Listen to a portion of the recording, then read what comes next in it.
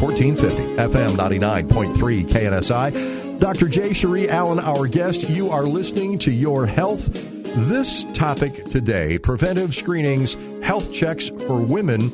Dr. Allen, you're going to have to lead me around on this one if you don't mind. That's okay. All right. Absolutely. Now, first of all, let's talk about preventive screenings, right? Because that is the most important thing. Prevention, when it comes to healthcare these days, far more attention, that is, being paid to prevention, yes, right? As opposed to treatment, et cetera. Absolutely. I think my grandmother would always say to me, an ounce of prevention is worth more than a pound of cure. Absolutely. And so I think that's important, right? If we have ways to detect disease before it's able to take over, right, your life and have dire consequences, why not? Why not find out? Right? Now, are women more apt to go seek that preventive health care as opposed to men? In my practice, I've seen that in my practice, but we're hoping to change that. We want men to now take the initiative and start seeing a doctor regularly, maybe without the prompting of their wives. Yeah. Now, why do you suppose that is? Is it the hunter-gatherer, we're big, strong men kind of thing? Perhaps, or women too, remember, during childbirth or the time of being pregnant, have to see physicians. Right. And I think that's actually when we gather a lot of our patients just from being pregnant and taking care of them throughout pregnancy. And then they continue to follow us throughout. Okay. Now, why is it important that we know what's going on with our particular status of our health? You check up on your finances, don't you? You should also check up on your health. There's some things you just absolutely need to know. And how healthy you are in general is one of those things. Mm-hmm. Absolutely. Now, I think of if you have something brewing, right? Mm-hmm. And you put it off and you put it off and you put it off. You could put it off until it's too late. You can. And that's what we are hoping to prevent by encouraging people to come in and get their exams. There's a lot of debate now in medicine about how frequent these exams need to be. Do they really need to be annual? That's a discussion I think you can have with your physician personally, but at the very least, go and visit them so you can establish a timeline that's good for you. All right. Now, the last time you and I chatted, it was about depression, and we said at that time that everybody is different. Mm-hmm. Would that also apply to ladies and men? We're all different? We absolutely are. We are. And other things that really impact that, your lifestyle habits impact that, right? Genetics impact that, your family history impact that. There's so many things that change the way our bodies operate. Speaking of family history, there's an awful lot of moving around these days in our world. Mm-hmm. I don't even know some of the illnesses that may have affected my father. My parents were divorced when I was 3 years old. So what do people do about those types of things? Family history. Yeah. So that's where we need to have those conversations. We've got to ask around. The things that are most important are your mother, your father, your grandparents, if you're able to find out, and your siblings. Okay. Those are the big ones. So the first cousins and the extended aunties and uncles, not so much your direct relatives. All right. How about athletics and women? Does that play a part in their health care? Absolutely. Women who are athletes, their bodies operate differently, right? I think many girls will probably recognize athletes and their periods are a little different, right? So there's a lot that changes. So that's why you absolutely need to come in and see us. Is there a particular age in dealing with a young lady that you would like to see them in your office? So in this episode, child examinations are highly recommended, right? Okay. And I'm sure you guys will cover that in a pediatric episode. Right. But once you get above the age of 18, it is still a good idea as a woman, now over the age of 18, to have contact with your physician. So the things we're looking for, we're checking your blood pressure, making sure your heart rate is at a normal level, that your BMI is sitting in a good place. We also, if applicable, will check things like your oxygen saturation, your respirations. And we actually gather a lot, believe it or not, just from seeing you in the office, right? If I can say this is a 20-year-old woman sitting upright in the chair speaking speaking comfortably in complete sentences. She has good color. She has good tone, right? She responds appropriately to questions. That's very different from someone who is slouching and falling over, and they're not dressed well. They're disheveled. I smell a lot of alcohol in their breath. They're not answering my questions appropriately. Right. So we actually learn a lot just from seeing you. Doc, how often does that happen? Oh, more than you would know. Half the time? I wouldn't say half, but definitely more than you would know. Yeah, and the only reason I ask that is that could be a warning shot out there. Ladies, come on, let's take care of ourselves. Yes. We need you. Yes. There is no doubt. Absolutely. Please, please. Now, you mentioned, or rather, I asked you about at what point in a young lady's life should she come see you? And you also mentioned pediatricians, right? Now, do pediatricians then pass that information on? So I've been seeing this young lady since she was born. She's 6. Everything is fine. She's 15.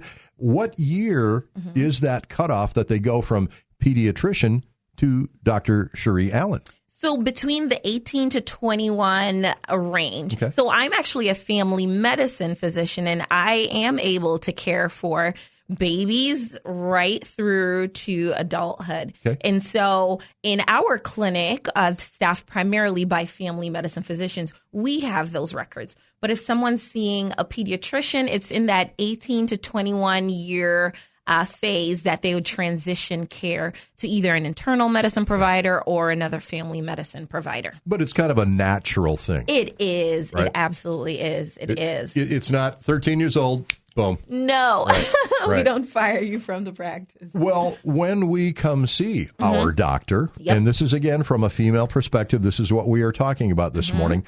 How do we know the questions, the important topics? Because it's never a one size fits all. It is not. Absolutely not. So I'd recommend that as you are preparing for this visit with your physician, write down the questions that you may have, the concerns or the things that bother you, right? No question is silly. Right. But with saying that, I'll plug one caveat for my physician colleagues would appreciate that. Remember that as doctors, we have a set amount of time for each patient. Right. So we may not be able to answer every single question you have on that list on that particular day. Right. But I think if you do come with a certain number of questions or the things that are most pressing to you, that getting some answers will be very reassuring to you as well. And that's what we want, right? As doctors, we know what's important, some of the things that I mentioned earlier, but we also want to ensure that we're meeting your needs. And if there are questions lingering in your mind, that's a part of meeting your needs. CentraCare has this amazing thing called My Chart. Yes. Right? So you can communicate back and forth. You can send those questions ahead of time. Help your doctor be prepared for that examination, right? Absolutely. We would encourage that. But when we see you physically, remember there are constraints in our time. Right. So just keeping that in the forefront of your mind. We may ask you, of these questions, which are the top two that are most important to you, right? We may browse through them and say, those are all relatively benign issues, but I do need to meet your needs. So of these 4, 5, 6 questions you have, which two do you really need me to address today? How much time should a patient expect to be spending with their doctor? With their doctor. So that depends on the clinic and the schedule templates that the clinics utilize. Right. So in our clinic, we can get anywhere from 30 to 40 minutes for what we would call a general medical evaluation, or kind of that annual physical, because there's so many questions that we have to get through and different examinations depending on the age of the woman. AM 1450, FM 99.3 KNSI. Dr. Jay-Sheree Allen, our guest. This time around, we're talking about preventive screenings, health checks for women. Much more to come, ladies. Stay with us, guys. You can listen to it. It's all right. You're listening to Your Health, AM 1450, FM 99.3 KNSI. AM 1450, FM 99.3 KNSI. Back with Your Health. Back with Dr. Jay-Sheree Allen. Dr. Allen, you said that you are not an internal medicine, but a family medicine practitioner? Yes, I am family medicine trained, completed my residency at the Mayo Clinic. Very nice. Yeah. Boy, they have a little something going on down there, don't they? They do. Today, we are talking about women, female health care, making sure that you are on top of everything that you need to know, making sure that you're getting your preventive health care checks. What are some of the most common tests that are recommended for women? Absolutely. So those tests actually change based on your age, right? And so for younger women, kind of that teen to early 20s population, one of the things we're worried about, sexually transmitted infections, right? So at least getting tested for chlamydia, gonorrhea, if those are concerns for you, we're more than happy to do that. We also recommend at least a one-time screening for everyone between 15 to the age 65 for HIV. Okay. So you should absolutely know your status there. Then when you hit the age of 21 as a woman, we start testing for cervical cancer. So that's the popular pap smear that everyone hears about. So this test, I feel like it changes so often, but we are now testing women between age 21 and age 30 every 3 years. And that is because the virus, the HPV virus, right, that eventually causes cervical cancer, it takes a fair amount of time to go from being a virus to cancer. So you don't need a pap smear every single year. That's a question I answer almost daily for my patients. But after you get over age 30, we actually space that out to every 5 years. Okay. So we're testing the cells as well as for that virus. If you don't have the virus, highly unlikely that in 5 years you're going to develop that. So that's for women in that age group. Then we start looking at things like mammograms, right? And so kind of depending on where you're from, there are different organizations or different governing bodies that determine when you should start testing and what you should start testing for, right? So I was at Mayo and we started mammograms there age 40. There are other organizations that start at 50, but again, speaking with your physician is really important because if you have a family history, you might want to get on the earlier end, right, of screening for that. So mammograms are another thing that will come up for women as we get into that 40, 50 range. And then once you hit 50, colonoscopies are another big thing we'll start working on. And that if it's normal, you could do that every 10 years. There are also other tests now that are coming out and becoming more popular. Insurance are actually covering them to test for colon cancer as well. The frequency, though, is a little higher. So we have one that you can do every year and one every 3 years. So those are coming out. Then things like some specific issues, right? Like if you are a smoker, right? There are other things we worry about. As women age, osteoporosis is another thing we worry about. That's the bones becoming quite weak. Right. And so we do what's called a DEXA scan for women over 60. Yep, bone density, absolutely. For women over 65, we'll do that. Then other health screening. So we found that hepatitis C, we're finding increased rates of that with people born between 1945 and 1965. So that's something you might notice your doctor putting in if you're in that appropriate age range, too. Well, I don't want to interrupt you here, but why the increase in Hep C? So the way medicine was practiced at the time was quite different. And so we're finding that we were just eliminating a certain percentage of the population for various reasons that are now being found to have Hep C. And as you know, can lead to liver damage. So that's why that's important. When you look at the various kinds of hepatitis, what, A, B, and C? Yes, you have A, B, and C. A tends to be more of GI sort of related. B and C are kind of the common ones. B is the one that everyone talks about when you think of like sexual transmission. And then C is another one as well. There's actually a D too. I had just heard that the hepatitis A is easily transmitted via money. Strange thing. Cash money. That those germs that can be on there. Hand hygiene. Yeah. I think every doctor, we tout that from a mountain. Wash your hands, wash your hands, wash it. You have no idea what soap and water can do. Okay, let me ask you about stopping some of these exams. Is there a time, a certain age in a woman's life? Yes, Absolutely. So remember I told you there are different governing bodies. So we have the USPSTF, which is the United States Preventive Service Task Force. We also have different organizations, right? So you have ACOG and you have other cancer societies, right? There's so many different bodies. And honestly, if you really should take a deep dive, some of the recommendations vary per governing body.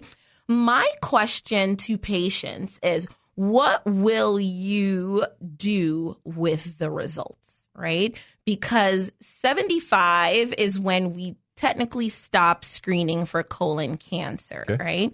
But 75 is a different thing, right? For there's 75 and unfortunately, not well, multiple medical comorbidities. There's 75 and you on your way to 100, you write smooth sailing, all right? So it varies. And this, again, I will always tout, I love the information we're providing here, but it does not replace a conversation with your doctor, right? Because if you're 75 and you just had a colonoscopy, maybe 6, 7, 8 years ago, and that was totally fine, and the one you had prior was totally fine, like you could be done. But maybe if you're 75 and you had like a polyp and now we recommend that you need to increase your screening interval, maybe you might want to follow up on that if you've got, presumably a long life ahead of you. Family history too, right? Family history matters. So that's why these are really good guidelines just to let you know what exists, but this does not replace a conversation about your health. With your doctor. What makes those guidelines change, if you will? You would mention sometimes, and I have to think also the way you said, we used to practice medicine a little differently. Yes. And is that it, the advent of change? Absolutely. And I would like for people to think of this as a good thing. I know sometimes you get frustrated. Patients get frustrated. They're like,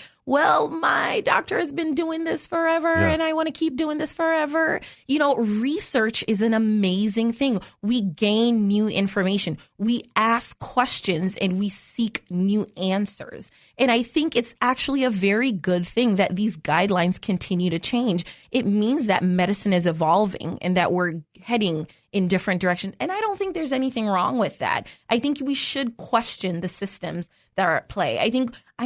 There are some concrete evidence that we could cite that were like, oh, thank God we went back and revisited that research question.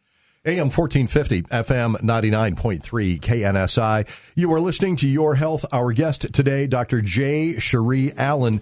When we come back, the internet. Has it been a good thing? Has it been a bad thing? Also, what about vaccinations, right? Yeah. And we're also going to revisit that question. How come ladies seem to take care of themselves and we guys are such boneheads? We'll figure that stuff out. And that's not the technical term, the medically technical. That's my own, right? That's so funny. You are listening to Your Health, AM 1450, FM 99.3, KNSI.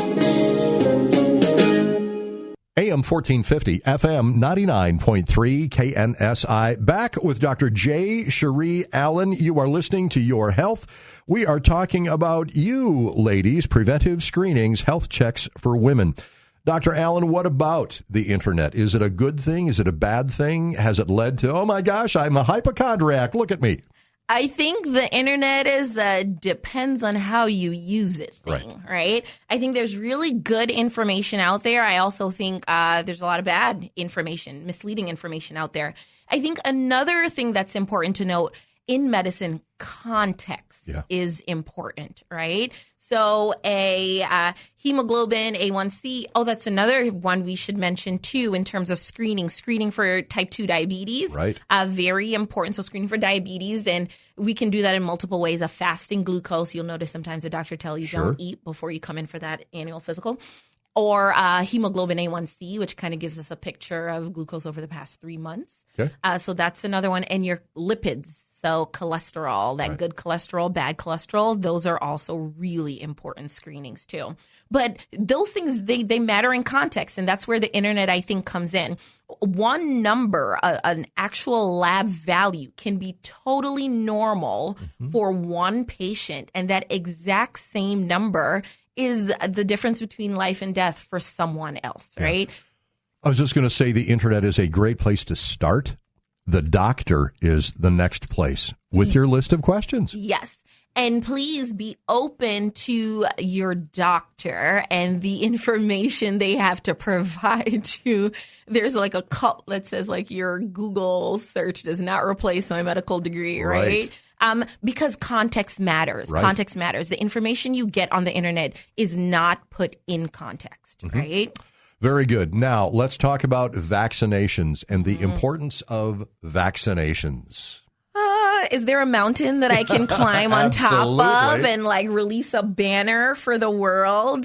Vaccines are important. They absolutely are important. You know, the question that I get from some of my patients, like, well, I don't want that vaccine because I don't know anybody with that disease, or it's been forever since anyone has even had that. Why do you suppose that is? Why do you think that is? Amen. Yeah. So then when I say that, then I think I usually get a lot of people stumped. And then I look at blank stares and I'm like, okay, so about these vaccines. Right. So I think it's important, right? There's a reason why we are not dying at the rates we once did from these diseases. Because of vaccines. All right. Now, let's make sure that we take care of ourselves, ladies. You cannot take care of others if you don't take care of yourselves first. Absolutely. So I fly a lot. And one thing I always take from kind of the instructions they give you, put the oxygen mask on yourself first, right, and then help others. I think this is like my motto for women, that you can't pour from an empty cup. Right? Make sure that you're well. Make sure that you're healthy. And this is not just, you know, the physical things I've spoken about here too. We talked about depression in another episode, ensuring that you are mentally and emotionally well too. Those are all really important things to be able to help other people. That's why we're here on the planet. Yes, we are. Dr. Jay-Sheree Allen, thank you. It was always a pleasure. Thank you for having me. You have been listening to Your Health, AM 1450, FM 99.3, KNSI.